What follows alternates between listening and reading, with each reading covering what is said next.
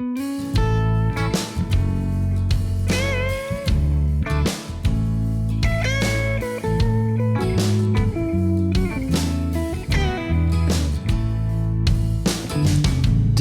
these Biloxi blues. these. It happens every night. And I ain't never met a riverboat dealer that could ever be a friend of mine. Nope. The summer heat never treats me kind. It leaves trouble on my mind. So I'm bidding farewell, putting in my notice, and I'll see you at another time. This highway does not know my name, and I don't care. No, I don't care. Heading my way for another place, and I got 3 good tires. Right to the hook. Just a white line gypsy getting out of Mississippi with just enough gas to get there. Low budget live, the not so live variety from the Low Budget Live Bar and Grill here in beautiful southern Middle Tennessee. And this is the podcast for January the 6th, 2025. We have rolled that calendar. Thank God we've rolled it in to another year. And what proved to be one of the most trying years of my life is over with, man. And I'm grateful for the support from all you low-lifers. I'm grateful for your patience because, as crazy as it is to me, there are a lot of you that do look forward to this craziness every week, man. And I appreciate y'all hanging with me while I took a break, recharged the batteries, spent a ton of time with the family, which has been awesome. And there have been some very trying days in the last, over a month, obviously. And there's been some unexpected twists and turns, to say the least. And man, I'm just grateful for my core group, in my life, my friends who are, more like family than family at times, to the triple threat, to, my 5 amazing kids, and then to all of you low-lifers out there, man, and the sponsors of this show, everybody that just has, I apologize for not getting back to everybody. YouTube comments, DMs, comments, like I've just laid low, and but I've felt that support, and I just want to thank each and every one of you. It means the world. It's been the world to our family, and so. Yeah, hell yeah, we are back. We are back. Let's get after it for 2025. Fishing season's about to start. Got an Alabama bass trail here in a couple weeks. Going to be frigid, it would appear. And good old Gunnersville on ABT 100, and we are fixing to get the train back on the tracks, to say the least. Lots of good things coming in 2025. A lot of changes for the positive, and lots of things to catch y'all up on here in the coming weeks. That is for sure. But I do want to say that I have a bone to pick also. I say all that nice stuff to say have a bone to pick with you low-lifers, okay? Because I'll leave y'all in charge, right? I'll leave y'all in charge, and while I'm away, y'all let Ben Milliken get thrown in jail. He's a damn criminal now. Ben Millikens. Y'all let co-anglers get kicked out of the opens. Y'all let the Hobie kayak folks just decide they ain't doing no more kayaking tournaments. Can't even do that no more. No more kayaking tournaments for the Hobies. And then y'all let damn Brad Fuller, the president of the NPFL, get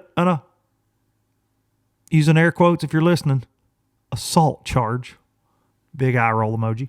What the hell, man? What the hell y'all been doing? I left y'all in charge. I left y'all in charge of this. Got Bassmaster Elite Series guys paying a side pot so they can win more money. You got all kind of craziness going on, man. All kind of craziness. Real quick, speaking of NPFL, dude, I'm so fired up for 2025 that I can't even begin to describe it because I've seen the angler roster and it's going to be dynamite. It's going to be a fun 2025 to say the very least. Lots of good things. But before we move on to 2025, just because I've been away, I want to say congratulations to Kyle Welcher on winning the 2024 Progressive Angler of the Year for the NPFL. That last tournament we had there at Lake Murray in December was an incredible event. He did work all year. He added a second trophy, Angler of the Year trophy, to his already full mantle. And I love Kyle Welcher. I love what he's about. Fantastic angler. He can truly do it all. Truly do it all. Shout out to Drew Cook for an incredible season as well. They duked it out all year long, 1 and 2 pretty much, in that AOY race. So it was a lot of fun. Came down to really the last event there, and Welcher was able to pull it out. Congrats to Bailey Gay, young man winning there at Lake Murray on the old drop shot. The old drop shot got it done. Bailey Gay. So NPFL season was long, to say the least, because of cancellations and different things. And it really went from January till almost January. It was a full, like I said it all year, whoever won the Angler of the Year in that, it was truly, lost my mic, new year, same mic cable that sucks. Same mic cable that sucks. Let me say that one more time while it's messing up. But it truly, you had to fish so many different seasons and things that so many different venues. It was a cool year, and Welcher pulled it off. Of course, going into this coming year, no forward facing sonar, big time shift in the roster. You're going to see a lot of familiar faces, and then we've got a lot of familiar faces that have been with us in the league coming back. We got some new faces, but it's going to be a hell of a 2025 to watch these guys attack these lakes. Great schedule, and something that I'm personally very excited about. We have moved on, new production, trying new things. I don't have to go to Wisconsin in the studio. I'm going to get to be on site. No more, we work through the folks at Fix Productions. There's some good folks in that company that worked hard, but there were difficulties, obviously. And, I've seen the comments. I've seen the things online. It was hard to watch. There was just a lot going on a lot of times. And I couldn't say anything about that publicly until now, but by God, I can. And we've made a change, and give us a chance is all I'm going to say. Because I think this year we're gonna really, really change this live coverage that we're trying to bring to y'all. And it may be, it might not look like $1 million. It might not look like Sports Center. I don't know really what it's going to look like, to be honest, but I know there's some damn talented people working on it, myself excluded from that. Very talented people working on it, very smart people working on it, and I know that the overall goal is to just make it where you can just damn watch it. Oh, you want to watch it right here? You want to watch? Oh, that's pretty easy. You don't have to click this, hold your leg over your damn head, give them an email address, give them a damn birth certificate, death certificate, whatever. You ain't got to do that just to watch damn live fishing, to watch 5 dudes go bass fishing. You don't have to do that. I can promise you, if nothing else this year, you ain't got ads all over the place. It ain't going to be like that no more. Okay? It's just not. And so there'll be some anything that's new. Obviously, there's going to be, we know that, especially with live and new, there'll be some bumps in the road, man. But we are fired up, Fat Cat and I. It's going to be a hell of a year. So first week of March will be at Santee Cooper, which should be a slugfest, weather permitting. No forward-facing sonar. So put your money where your mouth is. If you don't like them watching them shaking a minnow, you ain't got to with the NPFL this year, that's for sure. And y'all know me. I don't mind watching them shake a minnow. I like watching them catch them no matter how they catch them. But this year's going to be 6 unique venues, man. It's going to be a lot of fun. So it's going to be awesome. Other NPFL news, obviously, and this is one that I legitimately, legally, with everything going on with it, I will say this. Brad Fuller, the assault, the fact that story got picked up, the fact that, the people involved with him in this took it as far as it's absolute lunacy. It's a joke. More details to come on that are the actual details, not articles, not hearsay, stupid ass videos, the actual, how that all went down. Okay. And probably from the horse's mouth, but I will say this right now. Brad Fuller's a guy I roll with, obviously. Like if we're riding in a battle, I'm going to be next to Brad. That's all I'm saying. He's a stand-up dude, stands up for what he believes in, period, end of story, period. And that's what I got to say about that here on January 6th. But there'll be more to come. There'll be more to come on that. That is for sure. Real quick, we got a great guest today that I'm looking forward to talking to, as always, when he's on. But I want to talk about two things real fast. And I'm probably there's been a lot going on. I've not even been on social media a ton in the last month. I get stuff text to me. I do scroll every now and then, but I've been just, trying to spend time with family and just being outdoors, just kind of just taking self-care, as my wife calls it, the good old triple threat. But the co-angler situation, the Bassmaster Opens, my 2 cents is, and I'm a former co-angler, I feel like there are co-anglers that do it the right way. They get into it to learn. And for those guys, I hate it, right? I hated it when they took it out of the FLW Tour from the standpoint of the people that were there for the right reasons. The people that show up thinking it's a guide trip, and the people that, there's a lot of really crappy co-anglers over the years. I've experienced it. A lot of y'all watching this have experienced it. If you're in it for the right reasons, co-angler program is a very cool deal. That being said, when you're trying to qualify for the Bassmaster Elite Series, especially since there hasn't been as much co-angler participation in the last, going back to really 2020 in the Opens, it's not fair that some pros in the Opens don't have a co while some do. That whole thing's been kind of messed up, and that's obviously a huge disadvantage at times, especially if you got one that can fish and catch a few fish behind you. So I think it's a good move for Bassmaster to do this in the Opens.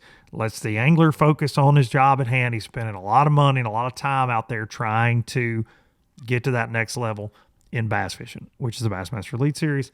So, and you don't have to deal with co-anglers on the elites. I say same rules for all of it. Let it rock. That's what they did with the electronics thing. That's what they've done with information, different things.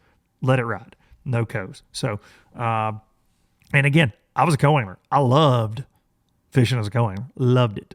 I learned some of my favorite, Marissa and I were actually talking about that. Some of my favorite memories in life, some of the happiest times of my life was being out there as a co, traveling with Strader and Wesley Strader and just getting to see the country, getting to see him break down bodies of water, and just getting to draw so many different folks and having a fair amount of success doing it as well, just kind of doing it my own way.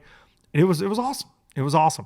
So and so for that standpoint, I hate that people aren't going to get to experience it because it is good, but I think it has changed a lot. I think social media has changed it. I think you've got a lot of I don't know, different viewpoints, I think, as far as what a co-angler should be anymore.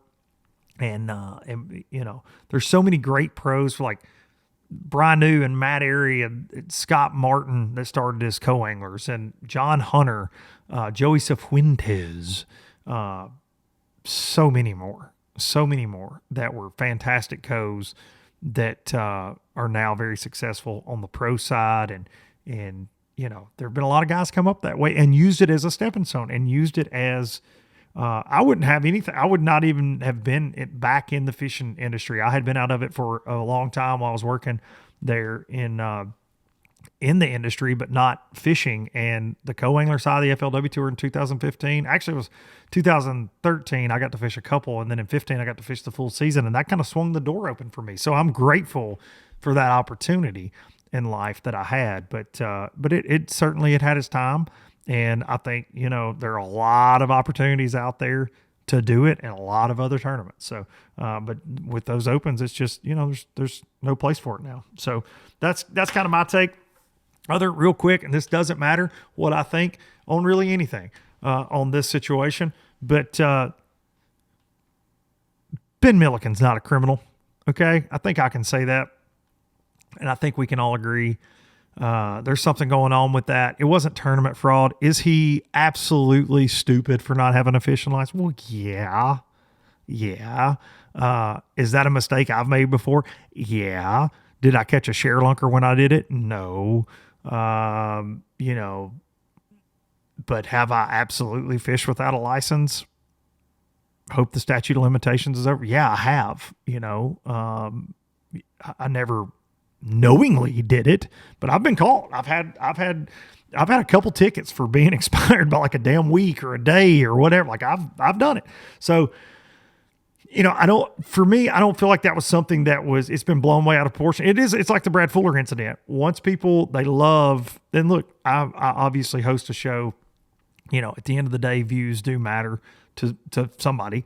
And, all these people that are out there fighting for, whether it's, on TikTok, whether it is on YouTube, and, God knows there's a podcast a week now pops up, a new podcast in bass fishing. And the wannabes, as Brian Brasher called it in an article on bassmaster.com.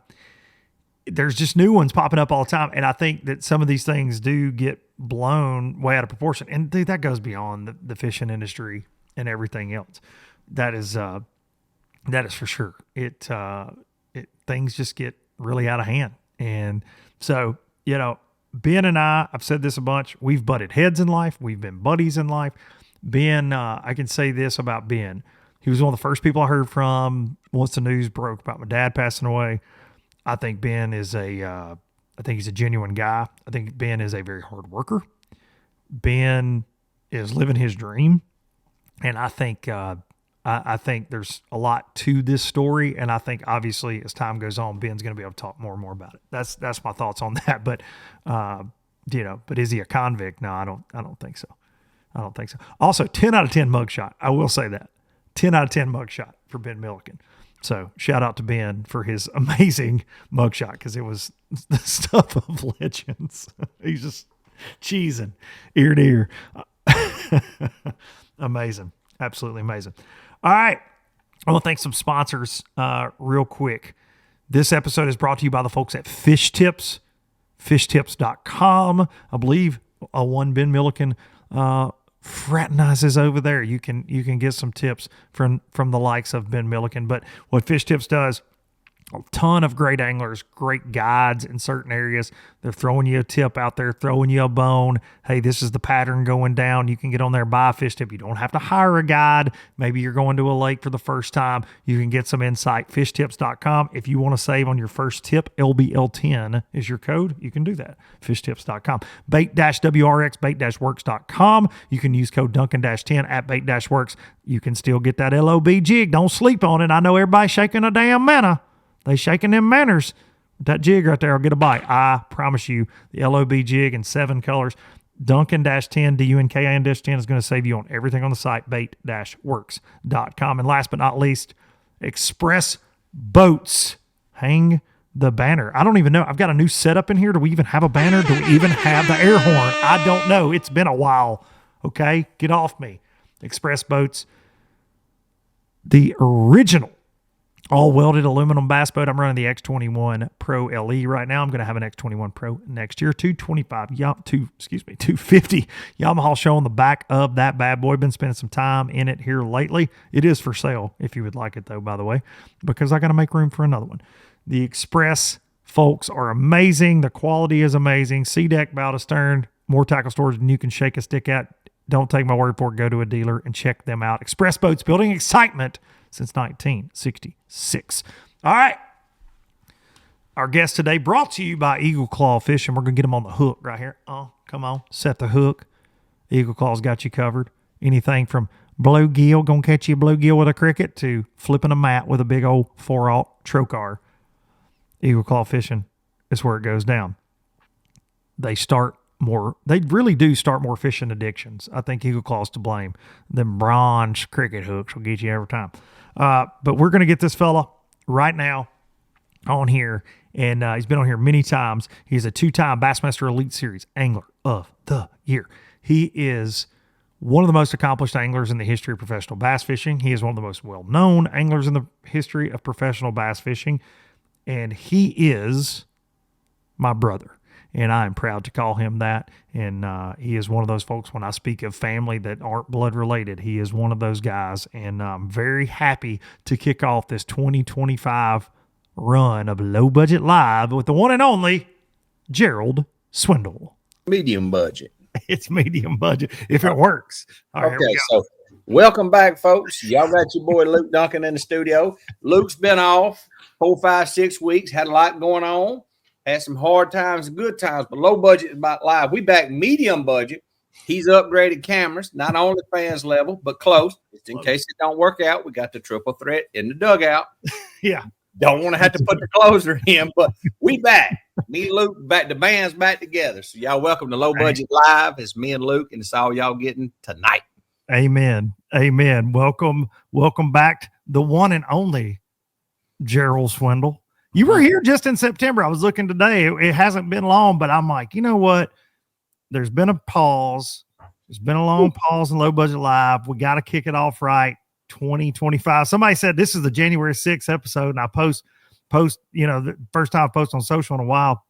I was coming back, and somebody said, "Is this the biggest thing to ever happen on January 6th?" that joke made me laugh.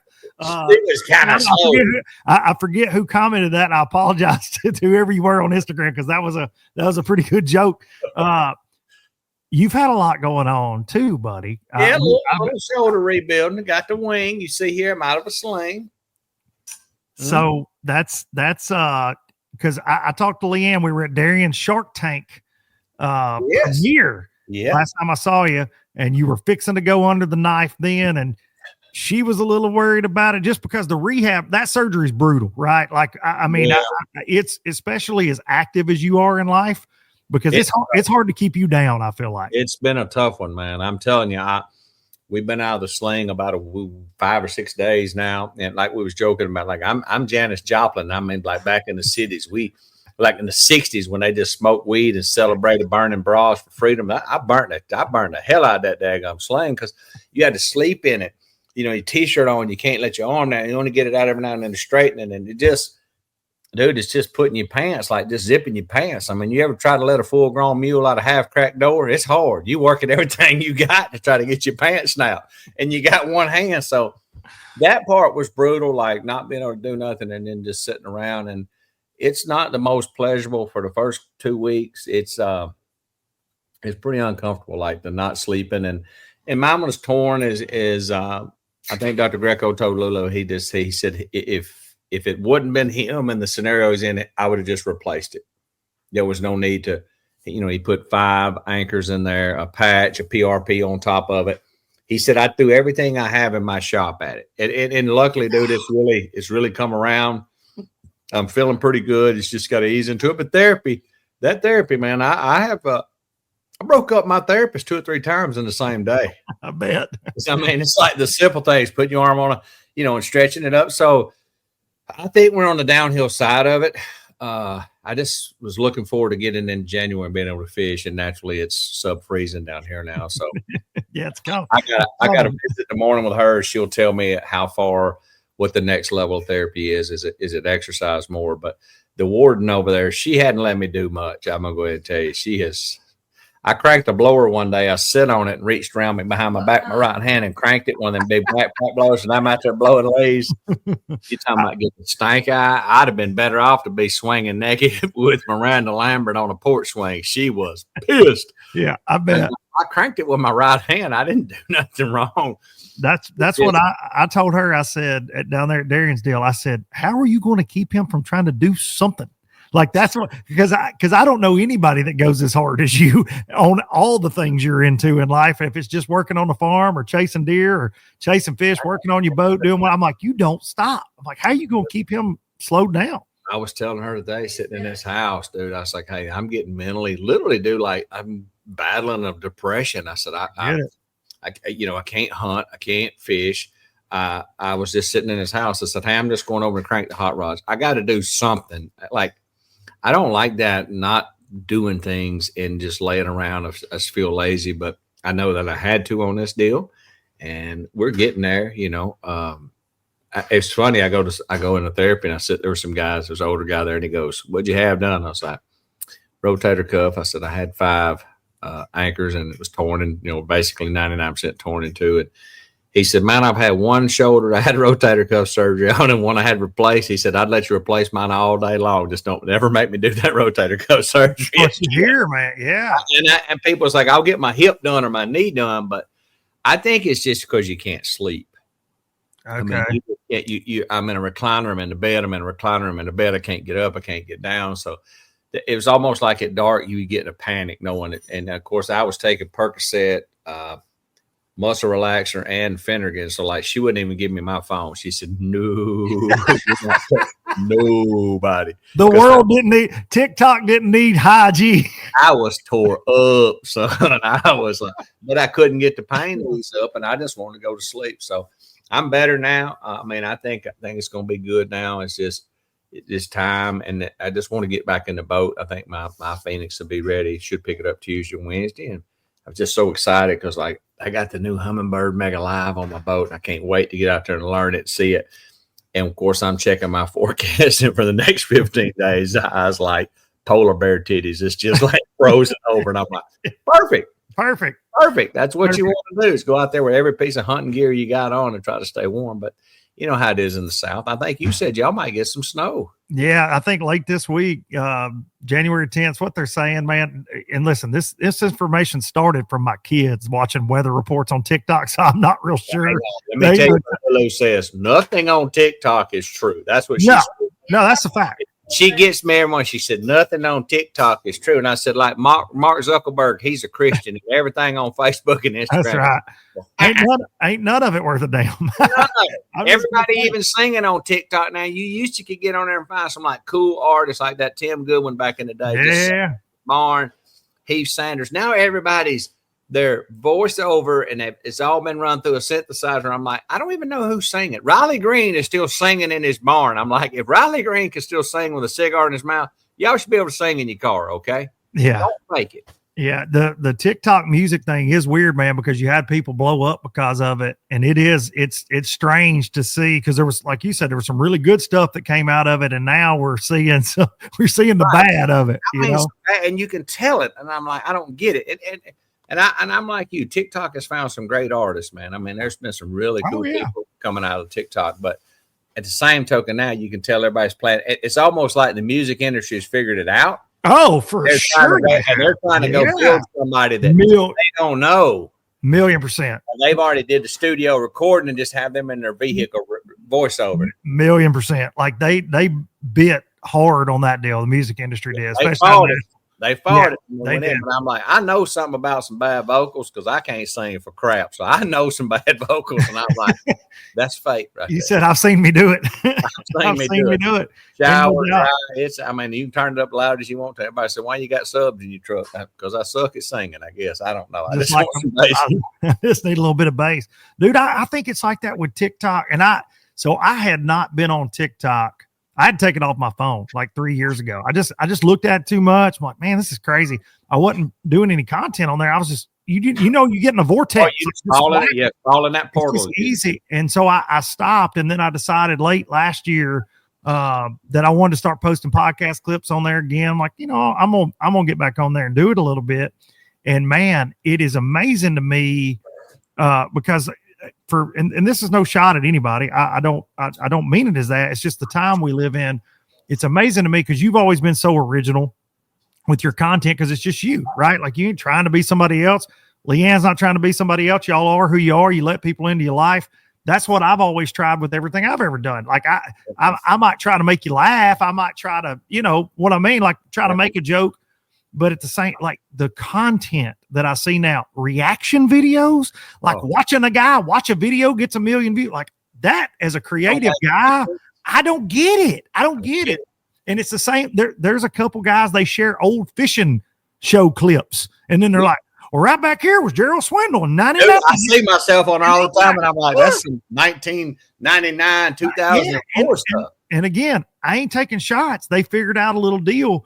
But I watched a guy, a stand-up comedian, talking about how frustrating that is as a creative type, that anymore, especially in like the stand-up comedy world, if you don't have clips go viral on TikTok, nobody comes to your shows as much anymore. Oh yeah. You used to work on an hour, and now all you need is a good minute that pops off on TikTok. It's really interesting. For instance, the Danae Hayes, and I worked with her grandfather.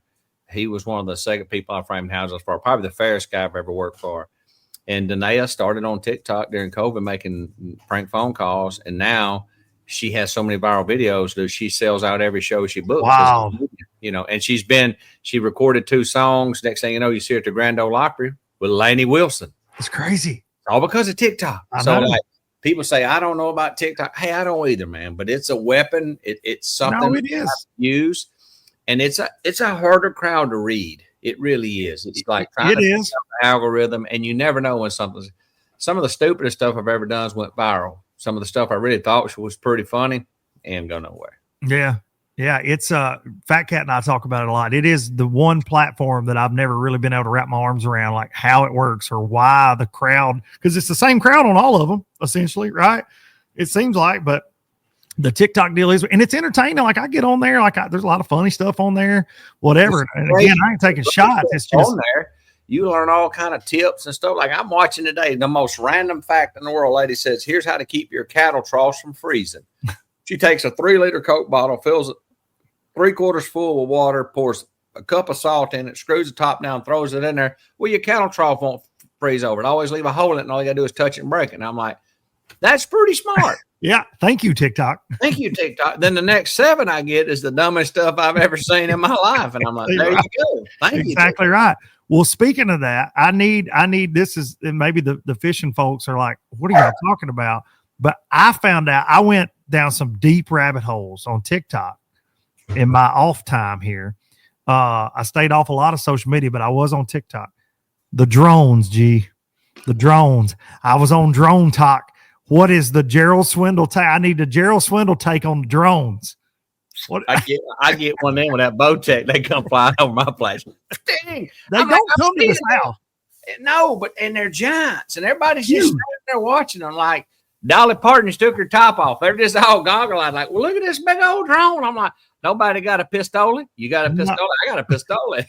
No. Yeah. And do you know if is it illegal to shoot at them? Why are they here? And then you're hearing all this. It's crazy. And now I see all the drone celebrations for New Year's, and they all crash. Like they're doing these shows and trying to do them all with drones, and they're falling. And I'm like, what is that? What fishing is going to become? I mean, I'm like watching these drones take over, and I'm like, somebody flies a 12 by 12 drone over that old Jasper farm up there off Bennett Road. I'm just going to dial that old side of Levi Morgan to be proud. Aim high. Because it looks like a spaceship. But yes, wow.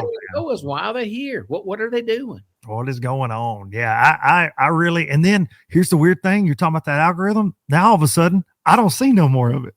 No, it went away. The government bought it. It's like, it goes away. And I'm like, I'm telling you, even the Chinese can be bought. Everybody tickles me because here's what I get into. Everybody's got a price, yeah. I was hunting with a guy this year in Kansas, and I'm not going to say the company he works for, but he works for a giant, gargantuan marketing company. It has all kind of accounts. We're in his camper, and he goes, I don't watch TikTok, Chinese. And I'm like, really? And you work for a large marketing company? Do you see how many people sell out on TikTok? Do you see how much money is made? I mean, TikTok Shop is second to Amazon. That's right. But he said, I don't watch it because the Chinese own it. And I said, and Mark Zuckerberg's a Christian. He's just a good upstanding pillar of the community. What's the difference? I don't care who sees pictures of my rectum. Just pay me the money. You know what I mean? Send me my royalty check. Everybody's all been out of shape because the Chinese own it. Y'all ever had dinner with Zuckerberg? He I mean, like he got bought out in an election. What's the difference? We're all on a bad platform, but it's the way you make a living. The guy that in a congressional hearing said that he altered information about COVID and all that. Yes. And if you watch the Chinese people, when they come over there, he interviewed them about it. And he said, sir, it sounds like America just has a problem with y'all's security. They ain't got nothing to do with us. Yeah. And honestly, I've not had near as many fake TikTok accounts made of myself as I have Facebook. That's fact. Yeah, my wife shuts them down constantly. Now, my wife, she bought a pair of shoes or something off TikTok, and they stole her credit card. So that didn't make her. Now, that wasn't the same guy that stole it up here at the gas station. I did see that video the other day. That guy pissed me off because I had spent half a day driving from bank to bank. You know what? Some guy got on my video. Here's what I don't understand. I'm just going to be me. I'm going to be real on my post. I ain't making nothing up. Here it is. This is what we doing. And I hope all these things. Yeah, I didn't hope him no harm. I just hope that he got hemorrhoids and got fat and couldn't scratch him. That's it. Like, I hope he got a fever blister. He loved Tabasco sauce and it burn him. That's it. Like, I hope that he runs out of gas and goes to the station and is closed. This guy said, but that tattoo on your arm, you're supposed to be a Christian and forgive him.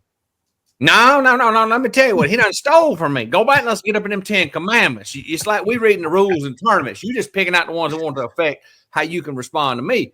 Oh, yeah. We done had to go to a bank, have it all shut down. I had to go to the gas station. Like, it's a pain in the butt. And this dude's going up to Eastern's coastline, spending $1,500, $2,000 a pop with a credit card. Jeez. They got her Social Security from the pump. Huh? Yeah.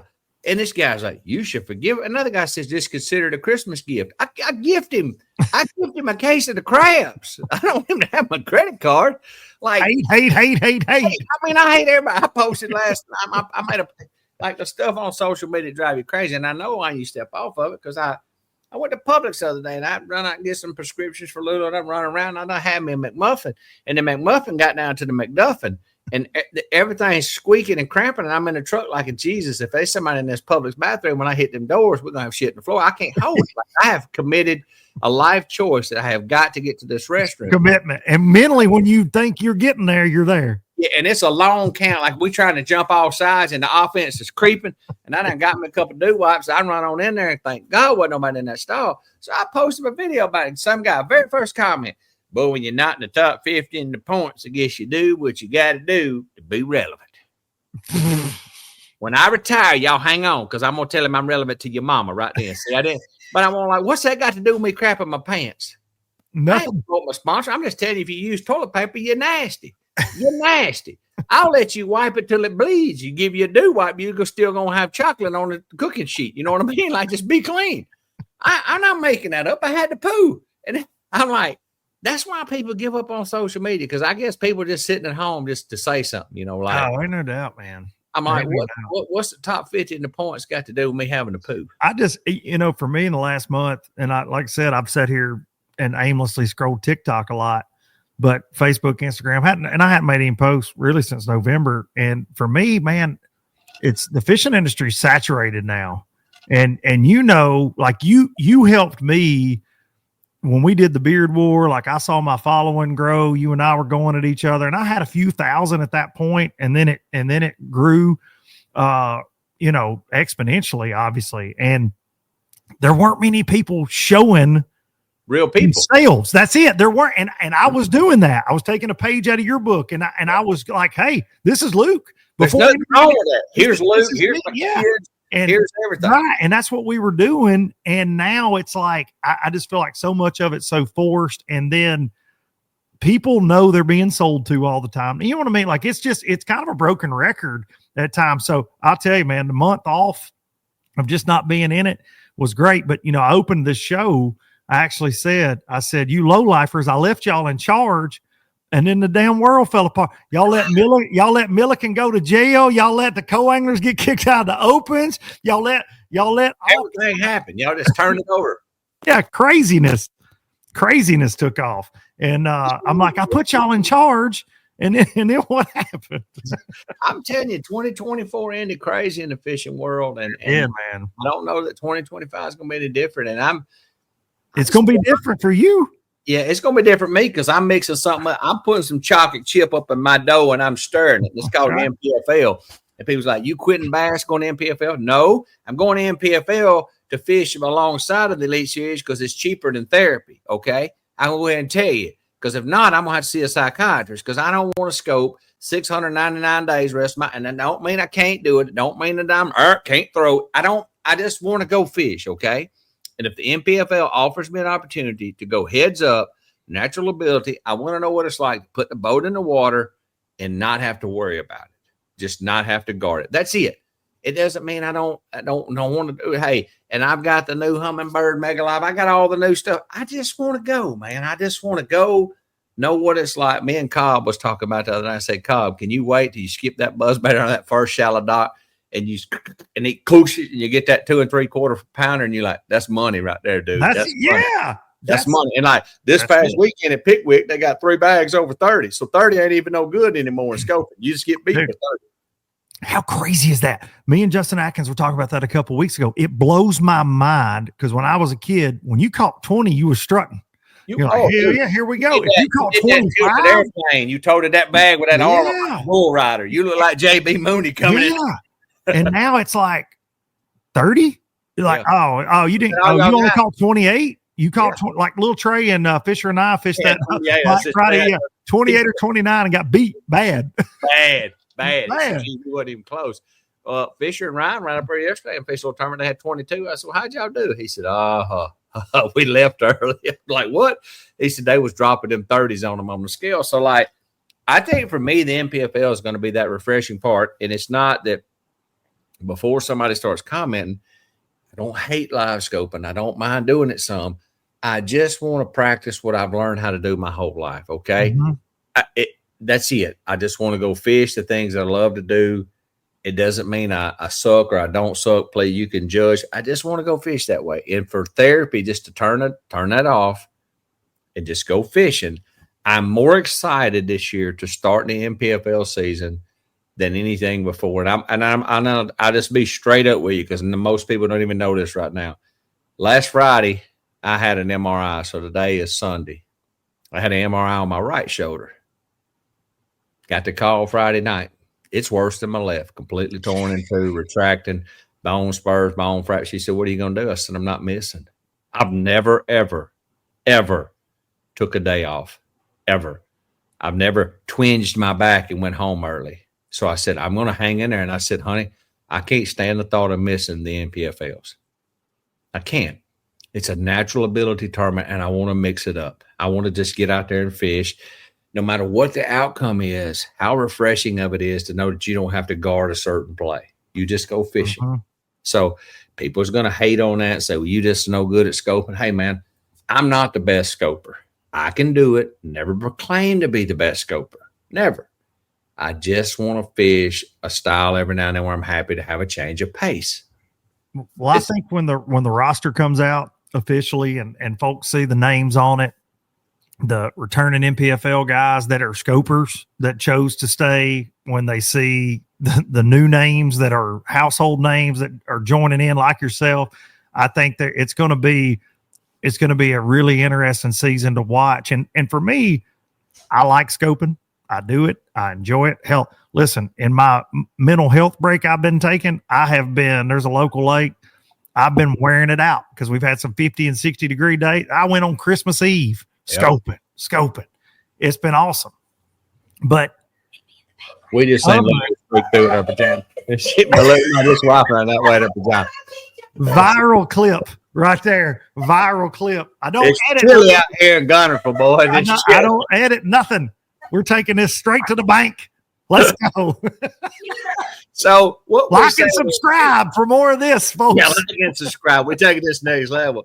As I'm like you, Luke, I don't mind doing it, and I enjoy doing it at times. I just don't want to have to do it every day, 12 hours a day, and that's what the NPFL is going to offer. It's like not that anybody's giving up an old bass. No, that's built my career right here. But I want to give NPFL a shot just to go fish, man. Yeah. And if I can make it work in the schedule, I don't really want to fish the opens anymore. My nephew's over there. I would love to spend time with him, but it just ain't going to work out. I wanted something else to fish to keep honing my skills naturally, because I feel like if you give up on that and you quit doing it, maybe you lose it. I don't know. So I had many reasons for doing it. And like Leanne said, she said it's really cheaper than a therapist. And she said, at least, in between tournaments, you are going to get a break where you don't have to have 336 boat batteries in your boat and troll 180 miles one way every day. At least you can just if that's what you want to do, go do it. And know that you do have a chance. Yeah. If you put your boat in the water right now at Gunnersville in January, and you come fish the Wildcatters against that, Harbor, all them other kids, and you do anything with scoping, you stand a better chance of sleeping with Jennifer Aniston. You're going to get throttled. Mm-hmm. You can't make a cast. So with this, you have that option. So and I'm not going to call the guy's name, but big props, big shout out to one of the rookies that signed up to fish NPFL. I'm not going to say who he is. Y'all see the roster come out. One of this year's elite rookies from last year. Tremendous fisherman.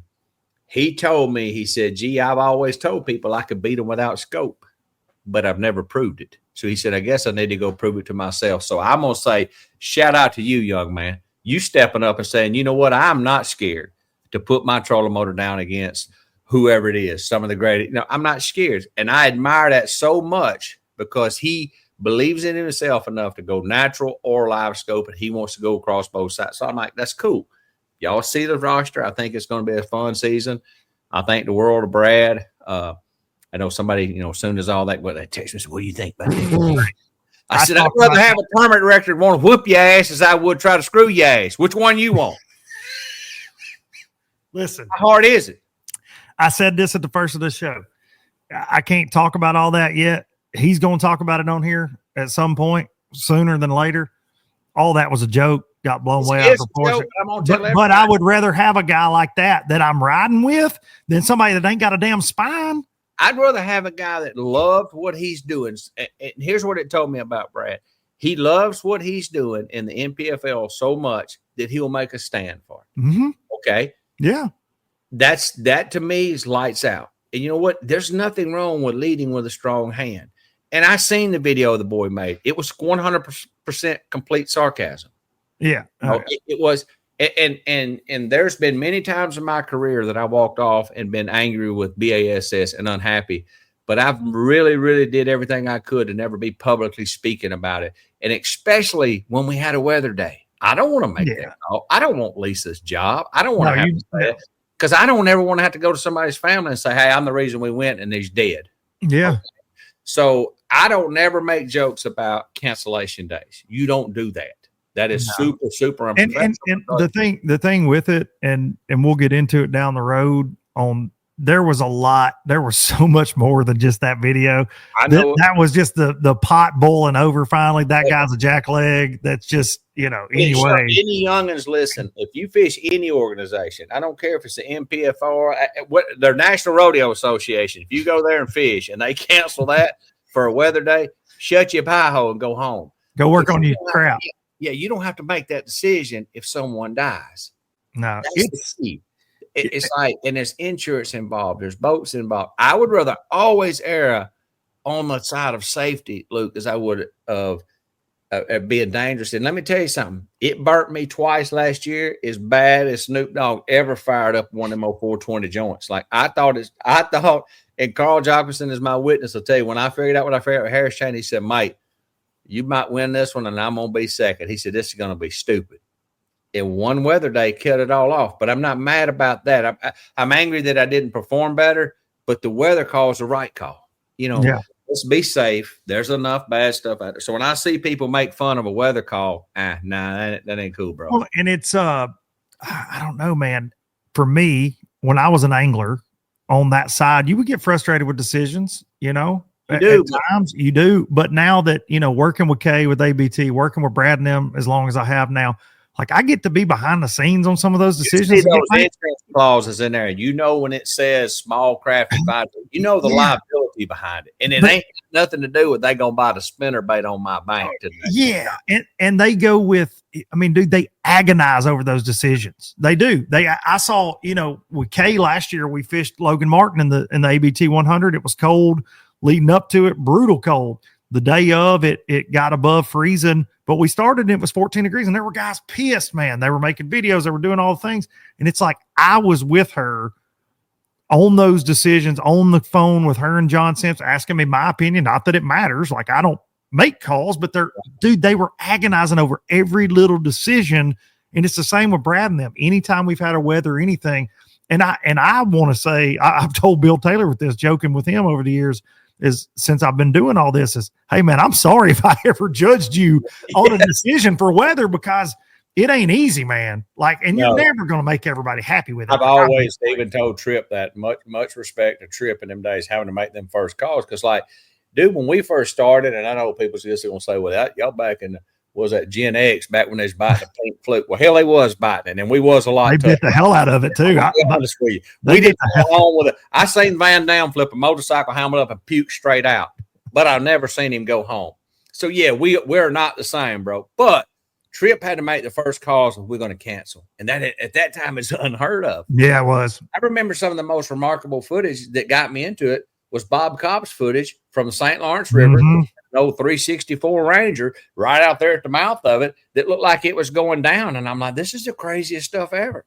So back then there wasn't no cancellation. So when it happened, they got ridiculed. And I'm like, if we saved a life, okay, or we saved, and I was on the board one time, and I won't call the angler's name. He was a veteran then, and I was a rookie, served on a bass board advisory, and we had a big cancellation, had stuff going on at Toledo. And I remember Tripp calling all 10 of us in there, and he said, what do y'all think? And we went around there, and I said, hey, I don't think it's safe. And this other guy, veteran, said, we should go. We're no different bull riders. We got to tighten up. And I said, looked him dead now. I said, you going to go tell that families, the co-angler that you killed today, you going to go talk to his wife and children? Say, I don't think so. So think about something besides this is a great win for my pocket. That's what I get so pissed about fishermen in every league. They only think about themselves. I don't care whose board you serve. And if you serve on the board and you're not selfish and you argue against all of them, they get pissed at you then. And I'm like, dude, if the board represents you, you should fight for what's right. And I'm just not man enough to go meet a man's family and say, hey, your husband was with me today when we shouldn't have won and he got struck by lightning. I don't want that on my chest, bro. Yeah. I want to be able to lay down. A fish ain't worth that to me.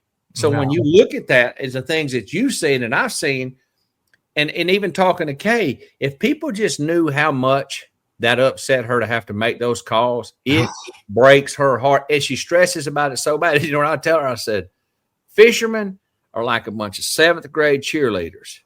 You're not going to make them happy. They're bitching. They're mad at something all the time.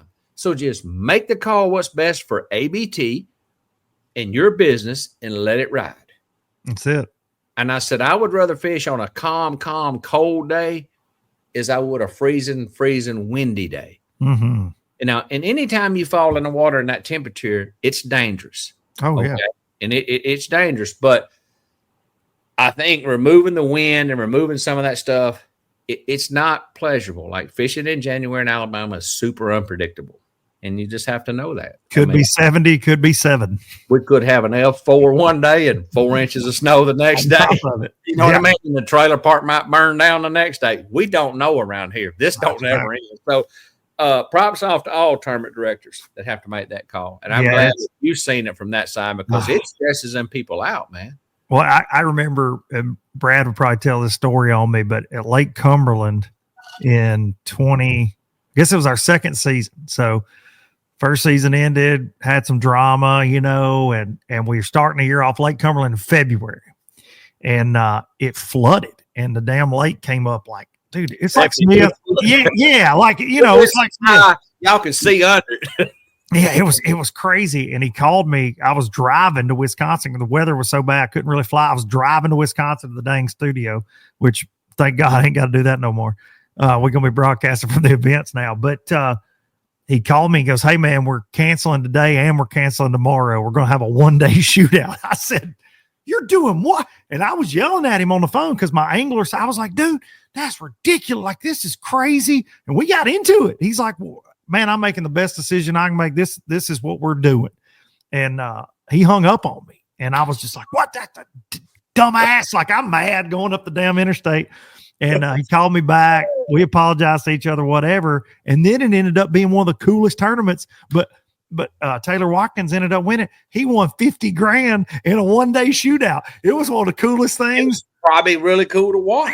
It was cool. But at the angler side of me, it was early on in my career with them. I let that angler side come out where I was like, no, they deserve a chance to fish for, you know, all these days. And because you look at all the tournament scheduling and they're trying to make up dates, it's much more complicated than just comp. But one thing I do think about Brad that and I haven't got to know this guy great. I've talked to him a few times, But I feel like he's the type of guy that we could get sideways man to man, shake hands and walk off, and him never hold it against me. Yeah. I think he respects the fact if you would come to him behind closed doors, speak your piece, let him speak his piece, he would not be vindictive in the long run. No, and that's fine, man. Like, he's a man's man. Like, hey, if I'm wrong, I'm going to tell you. If you're wrong, hey, let's work it out. And I like that because I think a stern hand runs a great organization, you know, because people know, don't try this guy. Don't push it. Yeah, don't push it. Yeah, that's him in a nutshell, man. And I think he doesn't like the yah-yah, you know, running around behind bull crap behind his back. He don't like that. None of us do. And I think with social media culture now, a lot of people think that's all right. You know, they're like, oh, I'll make this post. And then there's no reality to it. And it's like, you know what? There's a reality sometimes. You got to keep that same energy because someday you're going to be confronted, you know, and I think social media gives everybody a voice, and I think we've learned from our lessons, and that's one thing that no matter how bad the weather is or what I think it happened or if they missed a call, I'm going to do my very best to never say one negative word because I don't want that responsibility. No, man, it's that job is not one that I would want at all, and I appreciate you saying that about Brad. And I know he will too. He's a good man. He's been through it. It's been a rough last few weeks. Nobody want to be a tournament director. You know, it's hard. It's hard, especially when you make stands. Yeah, that's right. But I tell you what he did. By him making his stand, probably caused 4 or 5 more people to sign up. Oh, I think I saw the names change on the list. You know what I'm saying? They're like, hey, I like this. Yeah. I like the fact that if you get out of line, they check you. That now they're not vindictive. They're not going to blackball you. They're just going to check you and say, hey, don't do this again. Dude, I can live with that. I've always said, if you screw up, get them. You know, the rules are the rules. Let's study them. Let's try our best to go by them, and let's don't waver off of them because it's like breaking the rules in a tournament is like a man that says, hey, I'd never cheat on my wife, but I did kiss a girl at the bar. The next week he kissed her and took her home. And then the next week he's got 2 homes with her. Once you start breaking them rules, you don't go back. No, you don't go back. No, that's it in a nutshell. What season is this for you? I was trying to count. Take us back. I think it's 26 years on the Elite. I think it's a starting 26 year. That's why I'm bald now with a nice beard. But you know, kids is whooping my ass, losing my hair. But hey, 26 years.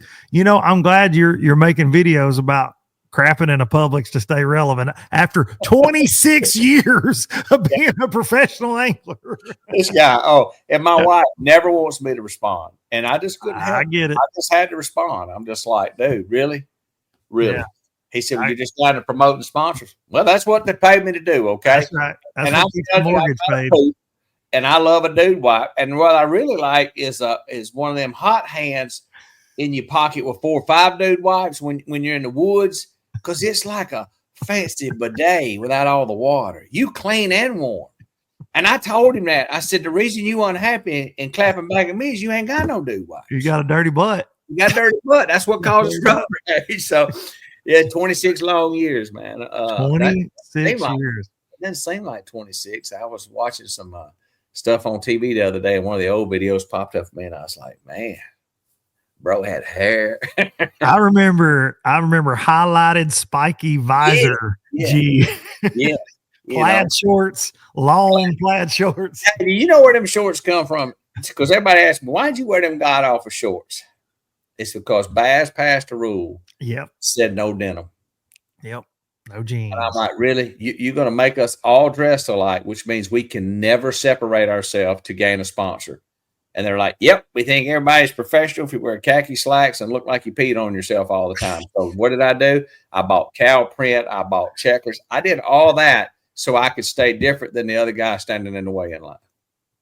Because it dang sure didn't look good. It was just a point that I knew the only way to stay separated was to do something besides it. And people say, well, I'll let your rod and reel take care. No. You can win all you want to. If you don't stand out, you don't stand. Like, you got to figure out a way to keep yourself different than all the other guys. There have been guys in this sport, you know, that remain nameless that don't do the social stuff, or even before social, they didn't do the sponsor stuff, that have won major tournaments and nobody gave a dang because they did. And it's nothing wrong with it. Hey, if they're happy, I'm happy. But they didn't use an ounce of personality. They didn't show emotion. They, and it's hurt them. And it is, listen, do you think in NASCAR, it's the same deal? If you won every damn race, but you never smiled or you couldn't promote it, they don't care. They don't want it. The people don't want to see that, man. And I don't know what it is. So if being yourself helps that's why I tell people be yourself. That's but you just got to realize there's people on social media that's going to write stupid stuff, whether they're jealous or mad. It doesn't matter. And you've been through that, man. People just stuff, and you're just like, really, man, really? Yeah, it's really amazing sometimes what people think. I like the advice that people give. My wife shoot a bow on one of my videos, and 477,000 want to be Levi Morgan start telling her about her. And I'm like, hey, bro, she's probably killed more antlers combined than most of y'all. Exactly. And I've always said we are not 3D archery shooters. We hunters. Yeah. But everybody wants to critique somebody or give them advice, and dude, I have them giving me advice all the time about fishing, man. You need to put all that down and learn the live scope. Okay. You're like, I like to throw a square bill sometimes, dog. I like to feel that glass rod, that metal bend over a little bit. Oh, I like a chatterbait, Me and Carl was talking today, and we was kind of kicking ideas about next year getting started. And we're talking about all the elites. I said, Carl, I'm very tempted just for the elites not to put nothing in my boat but minnows and heads. And he said, what? I said, dude, I'm dead serious. I've thought about it a lot of time this winter. Because if I've got anything else in there that I love to do, it's hard to fight it off. It is. It's like having a hot dozen Krispy Kreme donuts on your counter and you're on a diet. You're going to get one of them donuts. No doubt. I'm like, if I don't have any options, I'll be forced to stick with it.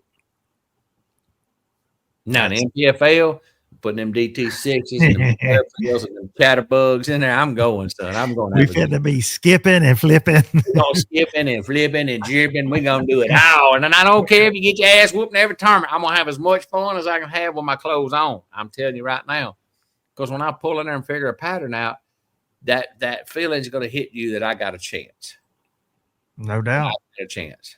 What do you think about the schedule now? It's all complete with it. Obviously, you're fishing it, so you must have liked it. But we're going Santee Cooper first week of March, which we all know what happens there. Yeah. That could be a slugfest, weather permitting, but that can be awesome. Be a tough one. It could be a split shot on a tree. It could be a wide open sight fishing. Weights will be heavy. Yeah, it could be heavy. Then you're going Lake Norman in April. That's a fun lake. You like that lake? Mix it up. 13, 14 pound a day without that scope will be dragging them in, son. So it'll be some docks and a little bit of everything, square bill. And because you never know in April, it could still be chilly there. It could be. Yeah. I think that one could be wide open too, though. Looking at dates on the calendar, you never know until we get to the actual week with the weather. But then Douglas in May, that one's going to be interesting. That was probably, to me, is the one I looked at. I thought that's going to be the trickiest of every tournament on that schedule. No doubt. It depends where the water is. Because I don't know what time in May it gets full, but I think it's later May. Yeah. And it can be, look, you could have Douglas, you could be catching them in 40 foot of water or flipping bushes, depending on the water level. And when they start raising it, it comes up about a foot a day. So you'll start practice. And dude, it'll change quick. So that one's going to be interesting. Douglas is going to be interesting. I got that one circled. That one's going to be, I'm like, it's going to be one of them boys going to earn their stripes on that. Yeah. So you have to move around. They going to earn their stripes. Then it's like Lake Eufaula in June, I think, out in Oklahoma. I think that one's going to be a good one. I mean, we seen how Trey and all them boys smoked them last year scoping. It ain't going to be like that, bro. No. You have to work now. Yeah. It's going to be a grinder. Yeah. Old grinder. For sure. I like it. St. Lawrence River, and then that was the one right there that everybody's like, I had somebody say something, I don't know about going up there without that scope. I'll tell you something, I did it for a long time. They used to bite, didn't they? They still do. Yeah, they'll bite that jerk bait and that hair jig, but 19 pounds is going to look a whole lot different in that way in line than it did in ours. I can promise you. Exactly right. You scratch you up 19 pounds jerking on a good dark place pattern out there in 12, 13 foot, you're going to be in contention. Yep. It's going to keep anglers really moving around and testing. it sets up to be a working schedule. You got to hustle, man. That's Oh, yeah. look at all them tournaments like Douglas, Eufaula. There ain't gonna be no hole sitting on one place dragging a rig much. No. You gonna hustle, and I like that, man. Test everybody, push them. Oh yeah, whoever wins Angler of the Year this year is going to be they going treat it being Angler of the Year. And that's what I said about this year was like that because we had weather cancellations and everything. Dude, Welcher wins AOI. They started fishing the first week of February at Logan Martin, and they didn't stop until the first week of December. They fished literally every season, and to stay consistent through that, man, I was so impressed with the year like him and Drew Cook had. A couple other guys. Them boys are good. Welcher's a good fisherman. Cook is too. He's proved to me his consistency, but Welcher is a true adjuster, and he's going to be hard to guard. If he comes back and tries to defend his title, he'll be one for AOY you got to watch for. He is so deadly shallow. Like he's just a Bama boy through and through, and he's adopted the scope stuff because he's had to, right? But dude, he can do.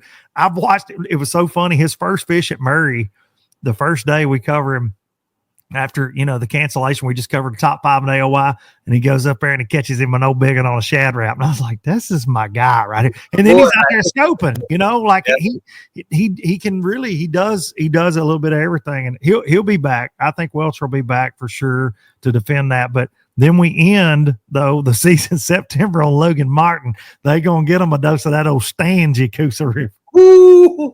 It'll be like trying to milk a bull on that one. Yeah, but you know how them old that's another 13 or 14 pound a day grinder potentially right there in September, and you know a thing or two about those in Alabama. I'm going to be curious to see how the fans receive it because I've argued that I think people might want to see more people fishing different techniques. And the other people's like, no, they just want to see 30-pound bags. I'm like, man, it's kind of a mix, man. I mean, I think people enjoy watching Kyle Welcher throw a shad wrap and then bounce around and Drew Cook. I mean, I think the NPFL has a chance to highlight something in fishing. It's either going to prove a point. It's going to prove a point one way or another. That's right. People will watch. And people's like, I think they want to be 30-pound bags. I said, if so, why was Steve Kennedy's video at the Smith Lake so viral? Mm-hmm. That's right. Glide. So what people want to watch may not be what people want to throw. That's right. That's right. Well, I think, man, covering this for 4 years, especially since the live scope boom, I can tell you I get it from a viewer standpoint where they don't like watching live scope because there's no versatility to the actual the lure you're throwing. Every top 10 gallery, like you said, minnows and jig heads. I'm looking forward to 25 with the NPFL just because I know somebody's going to catch one flipping. I know. They're going to be throwing a jerk bait, and they're going to be jerking it like they done had 5 of them tweaker drinks down at the 292 truck stop. There's going to be blisters on their hand when they come in. They're going to swim a hair jig. They're going to cast a jig. They're going to throw a DT6. And I remember Zona telling me this right before he retired. He said, bro, if I have to MC or sit and watch one more of these tournaments, call it from the studio, he said, I'm going to pull my hair out. He said, you can only talk so much about casting forward. So maybe it's going to be better for just watching it and dialogue and all that, because I think you're going to see a lot of versatility from these guys. No doubt about it. It's going to be really something, I think. In first week of March, we're going to kick it off. I'm going to be there. I get to see the list has a lot of my buddies on it, and I can't wait to be there because I've not got to be on site at NPFL in the last 2 years. I've been in Wisconsin. This past trip was like my 22nd trip to Wisconsin to the studio. So I've not been on site for an NPFL. I got to go to Pickwick on day one before I flew to Wisconsin this year, hang out at the launch. But I miss everybody, and it's going to be a lot of fun seeing everybody this year. Hell, triple that, we're going to need some bail money. We probably will at some point. Because the band is going to be back together. And it's funny, man. I can't say these names, but I've talked to a couple of the guys that's coming to fish, and every one of them says the same thing. I just want to have fun, man. So if we're all having fun, it's going to be great TV. Yeah, oh, for sure. And what you said about you were as excited about this as any season in a long time. I've heard that from a half a dozen guys that I've texted. Hey, man, I saw your name on the list. Hell yeah, let's go. Looking forward to hanging with you next year. And that's all the same response. They're like, man, I'm so excited. It's like, I don't even know what to do. And some of these guys are quote unquote scopers. Yeah. That are texting me this. They're just ready. Something different. And it's not that you don't look forward to the elite and all that, but I know what's going to be at every tournament. I know what you're going to have to do. Somebody said something the other day, he's trying to go down and listen like this elite. I said, hey, everyone's going to be one scope. Every one of them. Sabine too. And they're like, I said, Sabine will be the biggest. It's always been the biggest catch and release jerk around tournament you ever been. You fish one day away from the ramp and all 187 guys sit there and throw at each other and chase around on a live scope. That's it. Yep. It's not nothing to look forward to. Yep. I said, you know what's going to happen. If you know what's going to happen or how it's going to go down, as an outdoorsman, you don't get excited. The reason you go hunt the rut is because you don't know what's going to happen. The reason we don't hunt a lot in September is because we know that the same 7 does are coming to the same camera every day. I know what's going to happen. I don't want to go. Yeah. Put me somewhere that I don't know what's going to happen, and I get a little giddy. I'm like, hey, this is going to be good. The reason we love it is, and I sent you a picture yesterday, but this story is perfect, is my boy Hudson. We've hunted this deer for really 3 seasons, kicked our tail. I've never had a whitetail that I just couldn't eventually persistence pays off. You know what I mean? Yes, at some point, right? Especially, and this deer we're getting daylight pictures, whatever, over the last 3 years. This deer has just whipped me. And I mean, to the point that the triple threat's like, I wish we call the deer skyscraper because big, tall 8. She said, I wish you'd quit saying skyscraper around here. Like, my gosh, like give it a rest. She's had enough. And yesterday, we're recording on Sunday night here, but yesterday was the last day we were going to get to hunt because this weather coming in. It's the last weekend of the season. And we had pictures of that deer breeding a doe of all things. That's late here. I know in Alabama it's a little different, but that's way late here. And in front of a shooting house on a camera at 5:45 yesterday morning. Hudson couldn't go yesterday morning. And we go down there and slip in about 1:00. And I told him, I said, Bubba, I think you need to go right there. If you're going to have a shot, that's where it's going to happen. I doubt it. But, there's 2 or 3 shooters around there. Maybe you'll see one. 4:00. Boom. Got him. He texted me. He said, that is skyscraper. And I dropped him. And I'm like, are you kidding me? But that is the beauty of the outdoors. You going to happen. You don't knew. know. It's just the excitement of the build up. So that's why I bow hunt. You still know what's going to happen. Yeah, and it's so simple to me to look at that. Like, if it's early season and I got the same 7 deer on camera, I'm not going. Yep, I'm the same way. I want the excitement of not knowing what's going to happen and being able to go out there and chase them around. But that picture was a good deer. Like me and you said, I was 25 before I ever seen one off the road that big, much less shot at one. It's going to go. I mean, all you big whitetail guys out there, this ain't no 8-point that's going to score no 150 or nothing like that. But listen, I promise you, I've lived in Tennessee. I've hunted. This is my 31st deer season. I ain't never put my hands on one that was any heavier than this one in all the years that I mean, I've seen some bigger probably on camera, whatever. But dude, this one was for a 17-year-old. Listen, he said, he's killed just a couple bucks in his life. Really, they ain't like me, man. They're like, oh, I'm gonna wait, Dad. I just passed this one. I passed, and I'm glad they are. But look, now my youngest is 13. When I was 13, my daddy would say, why do you keep killing deer every time we go deer hunting? I'm like, because they walked out. Yeah. Like I was stacking them 13th spike in a row for you, son. Yes, I stack them up. I was going to kill them. They're not like that. But I've let Hudson European mount a couple. And he said, I'm shoulder mounting this one, big guy. And I said, well, you are. So you better yes, you are, but you better start cutting grass now. Because because Ryder, I sent you a picture of his. He went behind the house. There was an 8-point showed up here. He had an 11-point he was hunting. It got killed by a neighbor.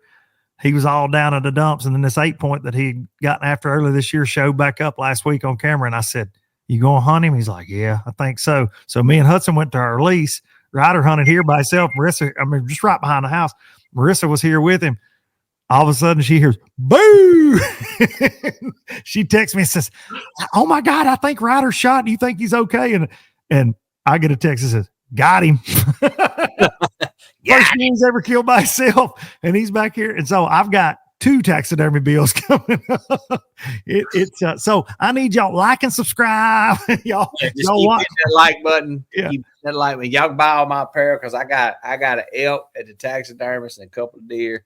I ain't got to hunt much, but it was expensive just getting the elk done. But I'll be bringing some elk meat now to the NPFL. And you come on over to the campground and we'll throw that elk meat up there. We'll get but the mother boys is gonna camp with us that I can't say. We'll cook some elk steaks because they good now. They're different, but they good. No, they're real good. I had a buddy of mine gave me some elk breakfast sausage he had made from one he killed in Texas, and dang, our family during Christmas they mowed that stuff down. I texted him. I said I got a good thing and a bad thing to tell you. He's like, all right, what's that? I said that elk was amazing. He said, oh, man, glad y'all liked it. I said, but you only gave me 2 packs. I said, and now we got a problem because they hooked on it. It's gone. It is gone. So y'all season up there is down. We done. I don't think I'm gonna get to. I doubt I get back. I might go back up there, but I just ain't shot one with a rifle so long. I don't know if I would, but I'm just sitting around waiting on my boat, and I'm just like, come on, boat. I want to go. And then looking at that weather, and then I'm talking to Fisher, and he's like, you get that boat in, let's go. And I'm like, it's gonna be like 9. He probably don't care. He don't care. Them kids don't care, son. They ain't got old bones yet. Hey, I put them old heated socks on him. He don't know nothing about that. I'll show him that thermostat on them heated socks on my phone. I'll see, that's the difference in wisdom and will to go right there. I'm a heated glove guy, heated vest guy now. I got it out. And listen, I'm all in. Darian texted me about this first ABT, and he said, hey, what was that heated vest you had last year? He said, I tried to tough it out. I'm not toughing it out this year. And I said, here's the Amazon link, buddy. Yep. Our Pala makes one, and I got me one, dude. And for real? Big battery, and you plug that sucker in. I'm like, my heated socks, I hunt out there in Kansas with Bob, and every morning Bag would be texting me, and it'd be his thermostat on his socks, like, whoop, 110. And he'd say, well, how many minutes you think I need to run them? I'm like, oh, you suck. So when I got home, I bought me some. Or Lulu got them for me. It's a game changer because you don't even have to wear heavy boots. You can just regular like 400-gram boots and just turn your thermostat on, run it for a few minutes, let it back down. I'm like, oh, this is so you get there in some of them socks, he won't be the same. I don't have any of the socks. I'm fixing. I will send you the link. You run everything runs off your iPhone and you just dial up the temp, left foot. Lulu texted me. I let her wear mine this year. It got cold. Of course, I'm at home. I'm a sling bladed up and there. I can't do nothing. She's like, hey, one of my feet are warm, one of them is cold. I said, screenshot the app. I said, hey, Goofy, you ain't got the left foot turned on. You got to turn both feet on. She said, my bad. She turned both feet on. She said, these socks are orgasmic. They're the best thing ever. She said, my little feet are just as warm. But literally, I mean, I guess it's fishing. I mean, if you're going to fish in the cold, if you're not dressed for it, it's going to be tough. Oh, well, it's the same with hunting. Like if you're out of it mentally, even in the least little bit, you ain't going to stick with it. And I tell people I don't hunt out of saddle. I said, dude, I'm not going to sit up there uncomfortable. Like, that saddle's comfortable. I'm like, dude, it's got you boys in a double headlock. You got on knee pads. You got on all this other stuff. You're not comfortable. You can lie to your grandmother. Don't lie to me. I'm sitting in a Millennium. I'm comfortable because comfort is the key to killing. When you get uncomfortable, you come home or you make up a reason to get down. And like that deer that was fooling, sometimes it just comes down to, and I've done it before in Kansas where I'm like, okay, we're going to play hardball. I sit there 7 days to shoot the cactus buck. That was 7 days into it. I'm like, I'm comfortable and I'm staying. Yep. And I think when you break that comfort zone, it gets a lot easier to go to the truck and warm up when you're fishing. Listen, them boys can have their saddles. I'm proud of them. God bless you. Good luck. I don't like heights. I just, in my adult life, got over heights enough to hunt out of 20-foot lock-ons. I went with you one time and was scared damn shitless. Gio hang on 30 foot in an Alabama damn pine, and you're like, oh gosh, oh boy. But hey, and why would you depend on your whole life just hanging on one rope? Oh, I know. Well, I think about that even with a lifeline. They're like, oh, we got a harness and a lifeline. I'm like, yeah, but man, I don't know. But the whole saddle thing, I can't do. I will not. I can't. I like the idea. Okay, cool. I can move it around quick, yada, yada, all that crap. Nah, man, I'm good. I'm good. I'll just keep hanging lock-ons. You get to moving around in an Alabama loblolly, that hunt is over. No, man. They say I can walk around the tree. What are you going to do? Walk, see which way he ran? Because he gone. I mean, I done got so many shrubbery cut around mine. Chris Baxter said it looks like a giant eagle's nest when G hangs a lock on. He said you can't even see the stand. I said, dude, it's late season archery hunting. You got to have cover. And I get it. I understand the public land and not wanting to tote much and all that, but dang, they try to sell me on it so hard. Like every time I talk to somebody, oh, you just gotta try it. Like getting in a sex swing. I'm 6'4" with 5 back surgeries. I'm not getting in that thing with one testicle run out down my left leg, lean over and pinch it, black out, and there I'm gonna be hanging with some knee pads on. That's gonna look real good. Be a bad way to go. Be a bad way to go. Time they get their knee pads on and 40 other pads, and they got 17 steps and a platform. I'm like, nah, I'm just gonna hang my lock on. I'm good. But at least with that lifeline, I know I got a chance. I got a backup chance. If something goes, it's gonna hold for a little bit. Yeah. Yeah. The little platforms. Yeah. My big old feet. I didn't know Carl Jockerson was scared of heights a couple years ago. I carried him around at the farm, and he crawled up there, and I was gonna sit on the other side of him. I had him double hung, and he got to the top, and he's just big-eyed looking at me. I said, "What's wrong, mate?" He goes, "I'm scared of heights." I said, "Why didn't you tell me?" He said, "I didn't know till I got up here." It ain't the height that'll get you, it's the edge. Yeah, that's what I always get. I'm always like, oh boy, that's straight down. That's a long way down. I'm good. You get me up in one, it's got a bunch of limb, I'm good. But now these old Tennessee trees that I hunt, they just go right to God himself. They just go straight with no limbs. Rob Baby says him from 17 foot to 18 foot to 19 foot goes from barely hanging on to bear hugging the tree. He said at 18 foot, I can't even let go. Yeah, I agree with that. Buddy.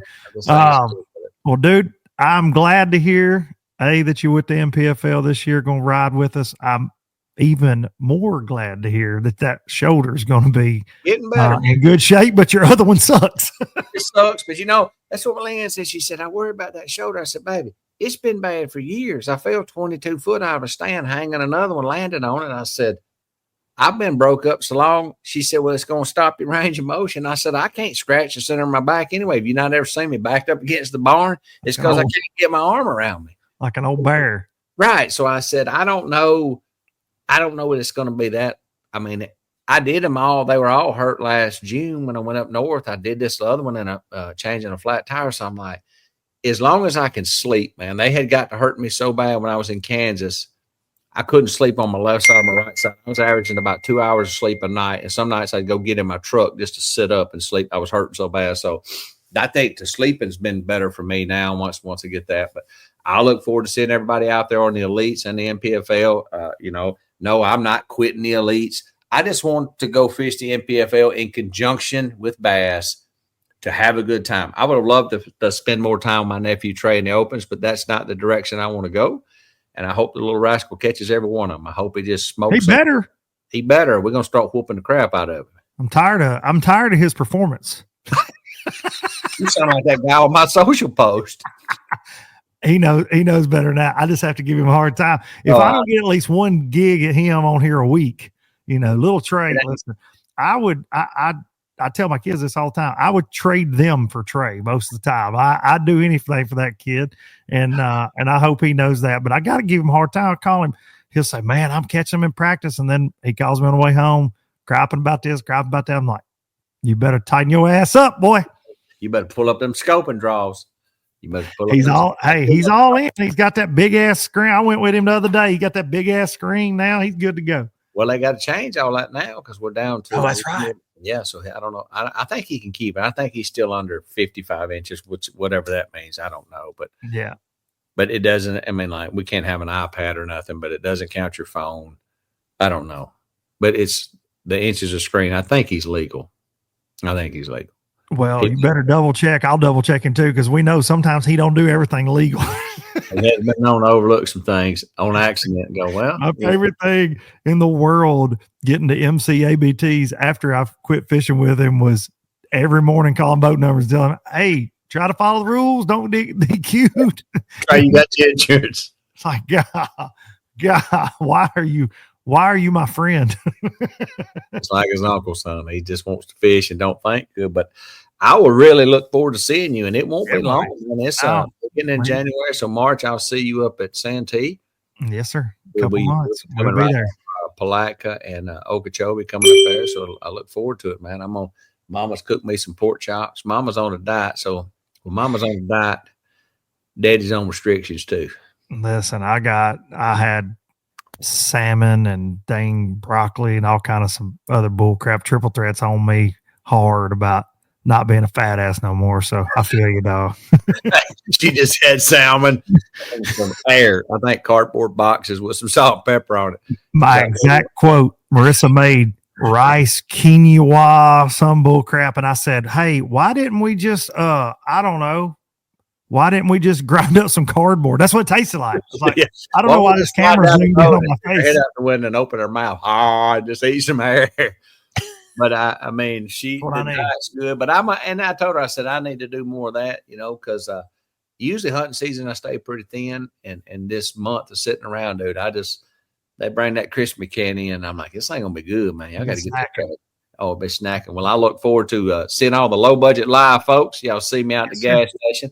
Holler at your boy. Jalen Milroe still sucks as Alabama quarterback. Thank God. I prayed to Jesus 7 times a day that he'd get in the portal to draft or just go down the toilet, and he finally went. Thank God. And you know what Trey told me? He going to go high in the first round. I said he'd be high in the 21st round. Ain't nobody want him. He overthrow Jesus Christ himself. He can't throw the ball to nobody. I said, we don't want him. And the people said, you shouldn't judge him. They kids, they making $2 or $3 million a year. They ain't no different than me. And every one of y'all bust my balls when I don't catch them. You getting paid to fish. Well, hey, guess what? He getting paid to throw. And he sucked. And you know what I told y'all? I sucked last year too. I sucked it up. So when you getting paid, I ain't going to sit there and say, well, he is this. No, once you took that money, you're a professional. That's right. That's right. Throw the damn ball to somebody besides a Tennessee player one time. You got the MVP from the Tennessee team that day. Dang right. Yeah, Jalen was our best player on the third Saturday right. in October. Last thing, who's going to win the national championship? I've been saying Texas all year, and I still think Texas. I'm going to go with Ohio State's savage. They're savage. I watched Notre Dame, and I ain't a Notre Dame fan. I'd rather throw a mud bug in 2 foot of water on a spinning rod with blue line in the hydrilla is pulled for Notre Dame. But dang if they didn't look good. I'm going to down between Notre Dame and Ohio State.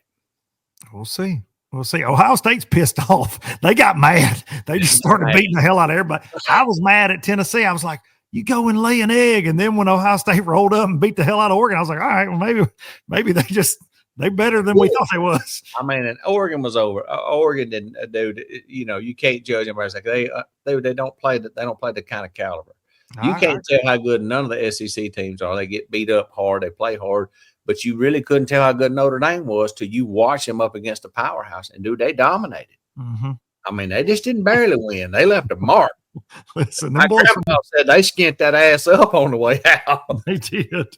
Listen, they took it personal that we were coming to Columbus when they played Tennessee. I was like, we were about 20 minutes into that. Look at Hudson. I was like, well, you want to do the rest of the night? I don't want to watch this shit no more. Because waited years for us to be relevant again, and this don't feel like relevance. It sucks. That top 12 playoff exposed a lot of that, and it's a lot of factors. But I look forward. So when does it come on? I don't know, like in a week. I think like January 9th, right? Yeah. I think something like that. I don't know. Next round. So I'm gonna say Ohio State and Notre Dame. All right. You heard it here first. You got it. All right, low lovers. Low lovers. That's my new OnlyFans channel. Got all this new camera gear. So I zoomed in on my face. I hope this thing don't zoom in. When I'm on OnlyFans like it did on my face at the end of this interview, because I don't even know what the hell it's doing.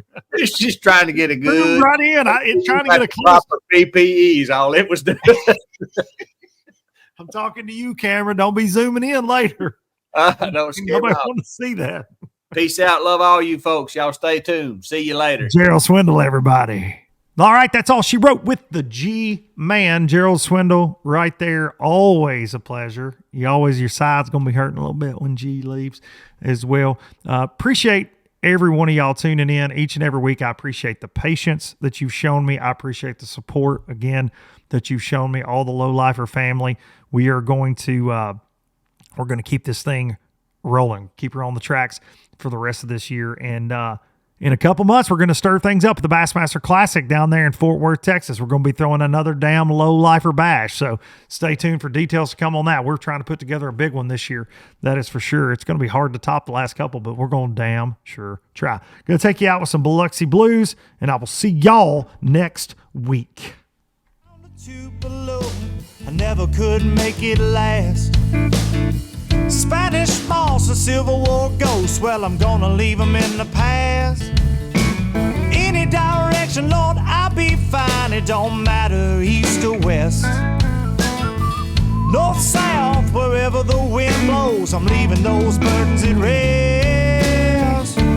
This highway, it does not know my name, and I don't care, no, I don't care. Heading my way for another place, and I got 3 good tires and a spare. Just a white line gypsy getting out of Mississippi with just enough gas to get there.